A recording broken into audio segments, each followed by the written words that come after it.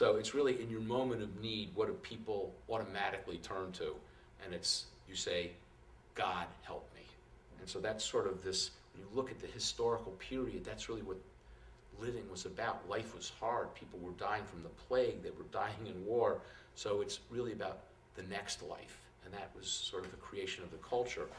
But there's a great line in Faith, or Truth, and Reason, which I'm trying to remember who said it, but it's, faith's the unbreakable rope you climb to heaven. And so when I read that quote, that is how that song came about, was from that one line, faith's the unbreakable rope you climb to heaven. And from that came faith's an unsinkable ship, faith's the infinite breath. And so that's really what inspired that song. And that would be one example. Well, we're up to that song actually now, but let me ask you this. I mean, you always say, you don't realize it, but you say faith in truth and reason, whereas I think the faith title or is truth in faith reason? Or truth. No, you tend to say faith in I do. truth and reason, now which that's makes a lot of subconscious. sense. That to me makes much more sense. Oh, that's interesting. Wow, about now it. that's an insight. Faith in truth and reason. Exactly. That's interesting. Because if the ship was sinking and you knew what you possibly, by reasoning it out, or the truth of how the boat was sinking, you might be able to save yourself, as opposed to just having faith. What's that going to do? Well, this is actually from the atheist here. Well, no, that's an interesting point, because the sentiment of the song is when it's clear what's about to happen to you. So it's your ship is sinking. So there's all the reason and all the faith in the world isn't going to help. You're preparing for the next life. So it's I'm trying to think just in terms of the line is actually kind of funny, because the line is, when you look up to meet your maker. And the way Joe sings it, it sounds like when you look up to meet Jamaica. And that's, so I was thinking, whenever I listen to the song, it was sort of, I kind of laugh about that. But the sentiment of the song is, this is it. You know, there's nothing else you can do. Who is singing that song? This is Joe Lynn. No, but I mean, who's the character singing that song? Oh, I think this is really sort of, it wasn't clear when this song was written which exact character would sing. And I think the way in the treatment, I think we ended up with, I gotta look. Can I take a look here for a second? Well, clearly it was one of the religious people. Oh, yeah. No, I'm just trying to remember in the treatment. Oh, okay. In the treatment, we used one of the Dominicans, just as a theatrical device. It's being sung by Caccini, who was one of the Dominicans out to get Galileo, saying, all the reason in the world when someone's about to kill you, you're not going to be able to. You want to know what's happening in the next life, and so that's really sort of what this song was about. Okay, musically, to me, it sounds like a Motown song. I mean, there's a really distinct soul influence in there, which is a departure from the rest of the music. Was that intentional? Did it just happen? Did you realize afterwards? Did you not realize till I told you? What? I think, it didn't really, I think when you look at, this is one of the songs that was recorded, and I was not there for the background vocals, and Alan kind of went with that very gospel-y background singer, and until I actually heard that, it didn't have that Motown feel as much. It clearly wasn't a conscious decision.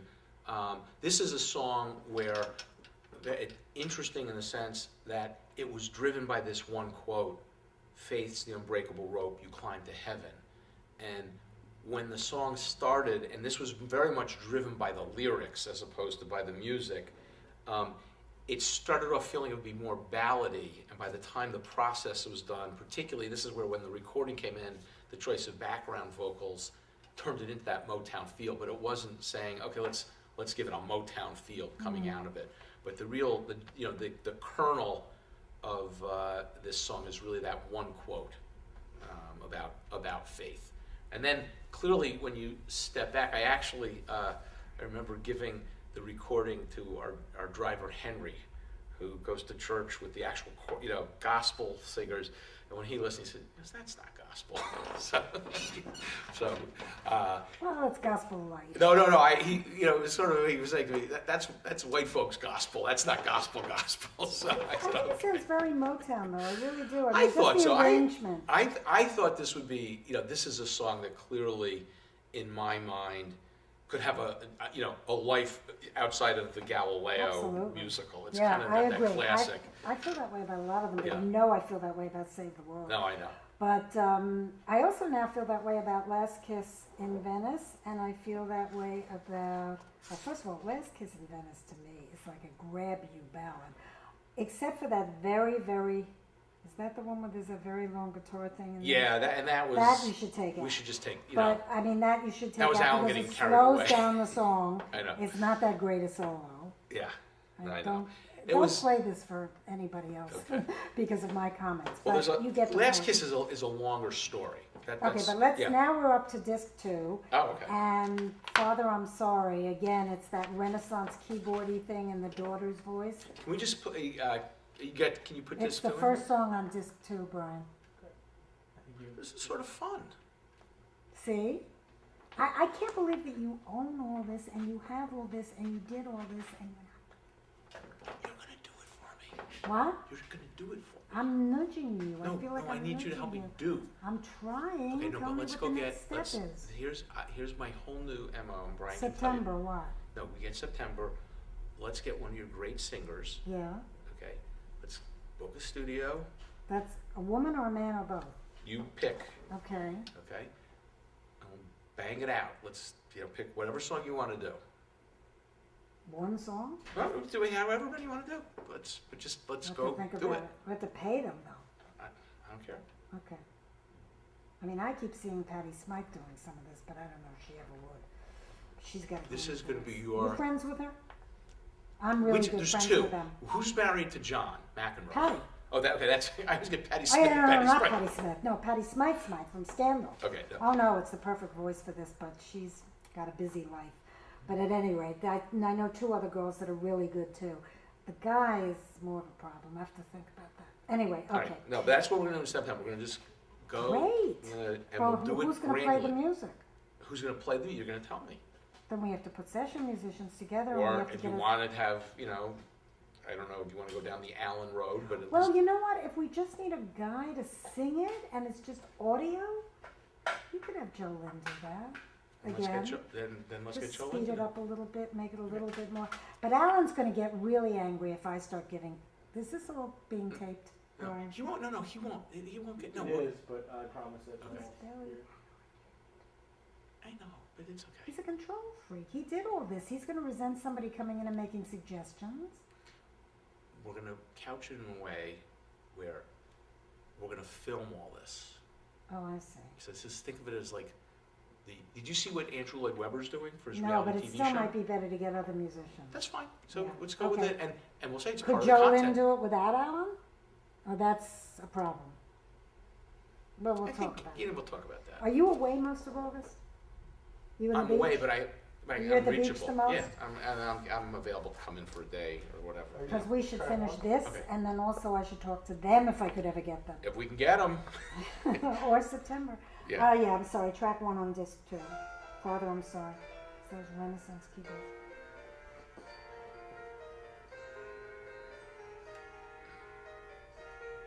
See, this is the kind of stuff that I always envisioned if Maestro had ever done Yeah. with like lutes Yeah. and whatnot. Have you heard Sting's album with the lutes and all that? No, but I saw him play the lute. Which album is it on? He has a new instrumental I love his lute. Renaissance record. You want it? I'll get you the record. If you have it, it'd be great. I'm going tonight to see him. No. Ugh. You don't like the police? I toured with them so much in the 80s, I don't want to see them again now. Who's this? They The hate police each are other. playing at the Garden tonight, Oh. tomorrow and Friday. Yeah, no, I got tickets for 1 million people and I didn't go. So you know that one. Yeah. Okay, so That was tell the. me a Do little you bit about remember what the that's Lather about. was 30 years old? Do you remember the song Lather Nope. from Jefferson Airplane? Nope. Lather was 30 years old today, and put away all of his toys, and we've Who's been. Lather? Huh? Who is Lather? Jefferson Airplane. Yeah, but what's Lather supposed to mean? That was the name of a Oh, person? there's it's like this weird Jefferson Airplane song. I don't think I know it. I was not a big fan. I'll get the link. All right, it's I don't even know what album it was off of. But this is like, talk about going into the depths of this is like 1969. And there was just something about the timing, and I was uncomfortable that it was too lathery, and Alan said, absolutely not. I don't think we should keep talking about that. Okay. You don't want to get somebody coming after you. No, But you changed it. Well, we changed. No, we definitely changed it. Okay. But it was that. You know what it was? It was really the cadence. Da da. Lather was 30 years old today. Oh. Father, I'm sorry, I wasn't a son. So that's what we Yeah, but concluded. you could pick up 20 more songs with that. Oh yeah. So I could that was name just you a bunch. the cadence was, and so I was nervous, and we changed it around, and so we. For waiting. And Al said, "You're crazy. You're nuts." I said, "No. I just this keeps popping back." So this song was inspired by Lather. Okay. Okay. We will have the lawyers tell us if it's too close. We'll have to make a change. I don't 7 think it notes. is. That's all you have. 7 to do. notes. So what about but this is the daughter. This was the daughter, and I remember reading the letters, and there's a very important part of the story, which is in a little bit of the history. When you talk about putting things in historical context, things that sound terrible and horrific today, back in the context of the day, it's an important thing to understand how history really works.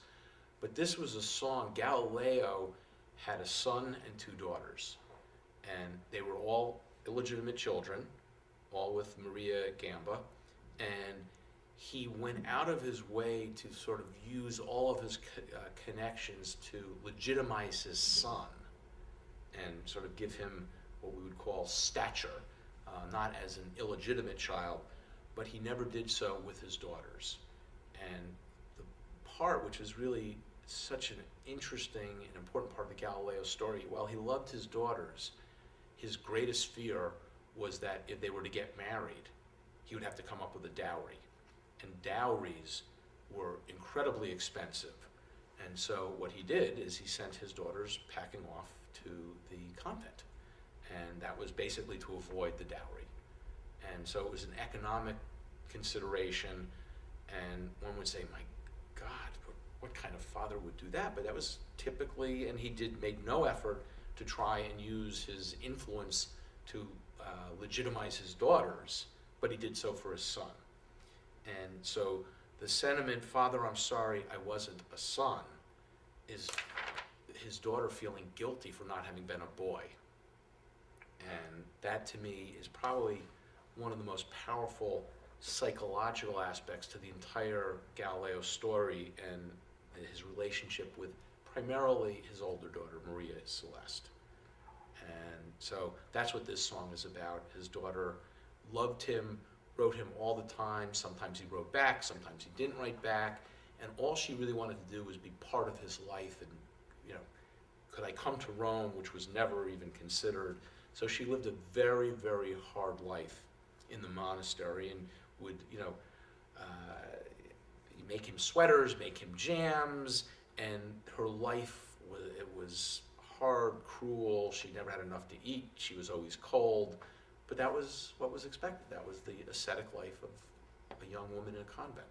So they never married or led any other kind of life? I'm sorry? Those 2 women? No. The daughters never did. What about the son? The son went on to become an important part of the Galileo story in sort of the post-life. Not really while Galileo was alive, although he's included in some of the, like in the Brecht play, they talk about the son. But I wasn't that interested in the son. Are there living relatives? Oh, I'm sure there are living. Do we know where they are, who they are? No, but they're probably findable. I'm sure when we do this, they will all come out of the I'm woodwork. telling you, I think, yeah, but it wouldn't be a bad idea to find them. They don't own a piece of this, but the point is it would be great. We'll invite them. We'll invite the family. Didn't you say they only travel by private plane? Okay, so Imprimatur, tell me about that. Do you want to hear it? Yeah, let's just play, because this is literally one of my favorite songs.